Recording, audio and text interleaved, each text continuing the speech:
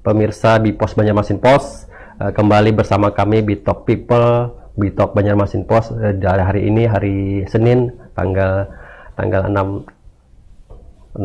Juni 2022, akan menghadirkan seorang sosok yang mungkin fenomenal di antara para pengadil.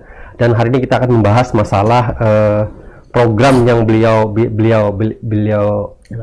jalankan selama ini, yang mungkin sudah dilanjutkan pada beberapa tahun ini, yaitu program Gempar dari Ketua Pengadilan Agama Tanjung. Dan kita hadirkan sekarang ini adalah Ketua Pengadilan Tanjung, Bapak Abdullah Lukman SHI MH. Mungkin selamat sore, Pak. Gimana kabarnya nih? Assalamualaikum, Pak Kamardi. Waalaikumsalam. Mungkin ada pesan-pesan ini nanti kita sampaikan, bagaimana sih sebenarnya. Nah, mungkin kita langsung saja, Pak, bagaimana sih program yang dijalankan Pengadilan Agama Tanjung selama ini, yang mungkin dikatakan Gempar ya. Iya. Nah, mungkin dikatakan bahwa pada tahun 2020 sudah memegang predikat sebagai wilayah bebas korupsi gitu. Nah, mungkin itu adalah tolak ukurnya bagi Pengadilan Agama Tanjung untuk bisa berbenah diri itu. Nah, mungkin tidak berpuas dari situ, Gem. Ada program baru yang mungkin yang bisa disampaikan, yaitu adalah Gempar. Nah, apa sebenarnya Gempar ini sebenarnya, Pak? Baik. Terima kasih, Pak Ahmadi. Assalamualaikum warahmatullahi wabarakatuh. Pemirsa Bitok dimanapun berada, PA Tanjung saat ini sedang berjuang meraih predikat WBBM. Setelah sebelumnya tahun 2020 PA Tanjung telah meraih predikat zona integritas menuju WBK, wilayah bebas korupsi.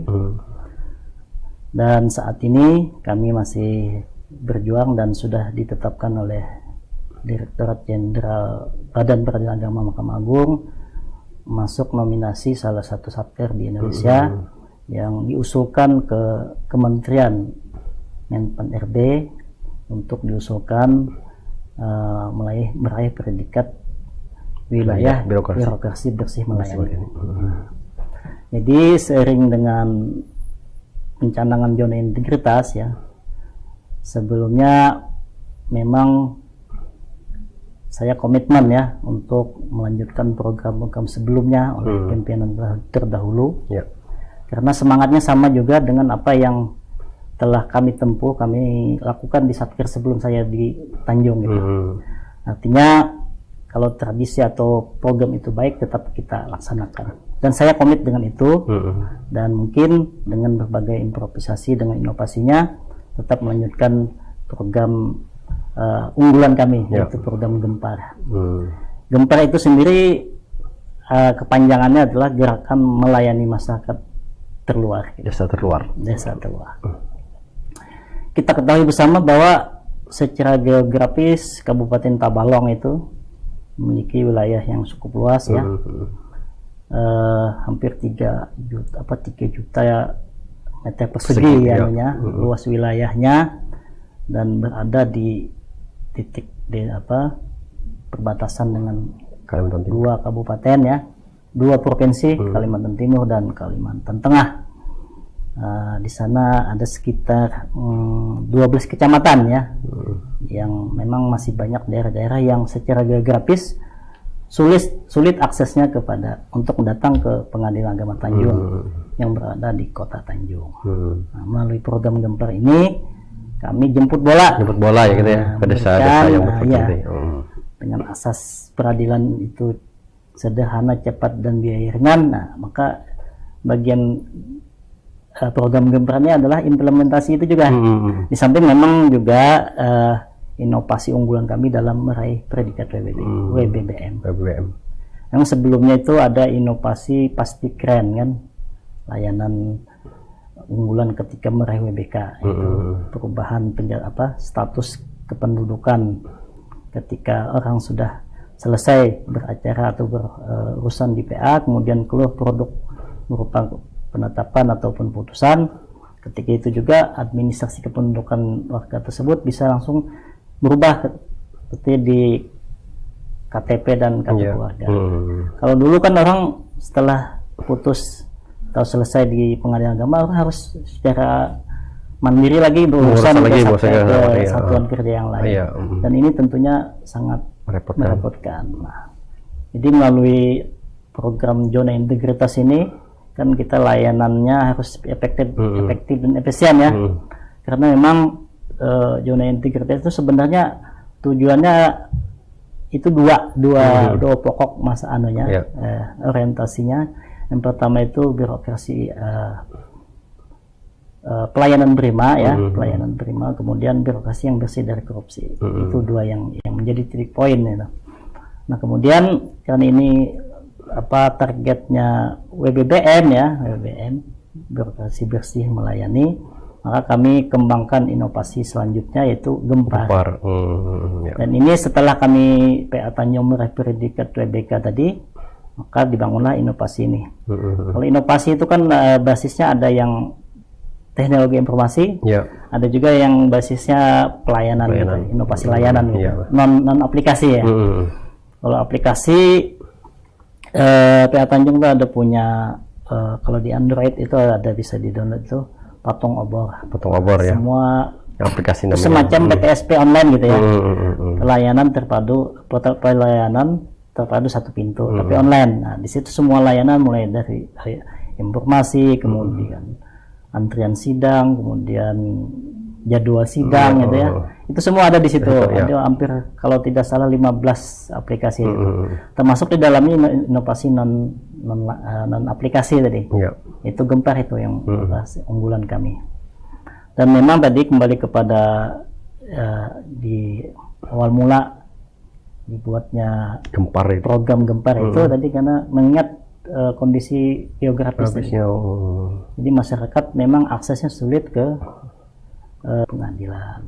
Pada tahun 2021 tadi kami ada melakukan sidang terpadu ya semacam sidang di luar gedung juga tadi.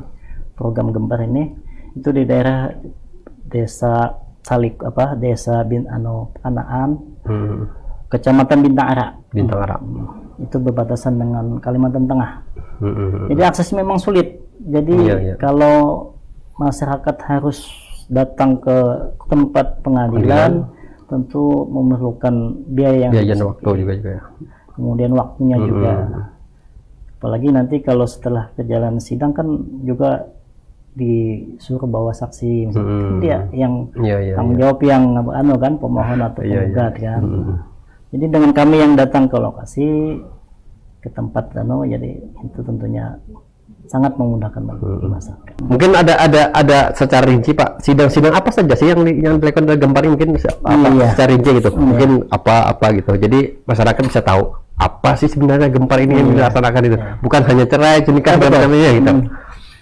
Memang mayoritas perkara di pengadilan agama itu kan perceraian. Ada cerai gugat yang diajukan oleh pihak perempuan, kemudian ada cerai talak yang diajukan oleh pihak laki-laki. Yaitu 80% lah, mana-mana seluruh Indonesia. Ya.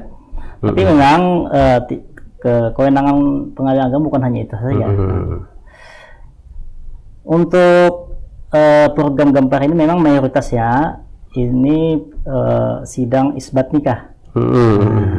Apa itu Pak? Bisa dijelaskan Pak? Isbat nikah itu penetapan sahnya suatu pernikahan. Misalnya dulu orang nikah tidak tercatat nikah siri, nikah tangan. Apa namanya kita nikah agama gitu kata orang kan. Ya, itu juga orang bilang nikah agama. Padahal kami ini kan pengadilan agama. Ya makanya itu kan sudah dijelaskan gitu. Kami sudah sah secara agama. Iya. Kalau tidak tercatat kalau di mata pengadilan agama, kalau tidak tercatat belum sah kan. Iya. Jadi isbat nikah itu didaftarkan ya, kemudian data-data kelengkapan. Kemudian dia mulai bikin surat permohonannya atau anunya. Nanti diperiksa anunya di proses persidangan kan, diperiksa keabsahan syarat rukun pernikahan itu. Oh iya. Kalau memang terpenuhi disahkan. Kalau memang tidak terpenuhi, misalnya walinya saja lain orang yang berhak menjadi wali misalkan, nah, walinya kayak tetangga misalkan. Kan wali itu kan penting sekali. Penting, ya. Kalau itu tidak terpenuhi syarat hukum pernikahannya kami tolak. Pindahkan ke KUA untuk nikah ulang. Oh, oke. Kalau dulu mungkin ada program nikah masal. Nikah masal. Nah, sekarang tuh yang lebih apa?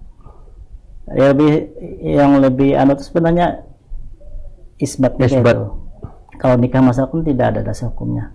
Kalau nikah masal itu tidak berlaku surut dengan peristiwa nikah ketika mereka nikah. Padahal mereka di belakang mereka ada anak-anak. Ada anak juga gitu, tapi itu yang belum tidak ada surat-suratnya. Kalau nikah masal tercatat hari ini, sementara anak-anak yang lahir di luar tanggal yang hari ini itu kan tidak masuk. Tidak masuk. Oh iya.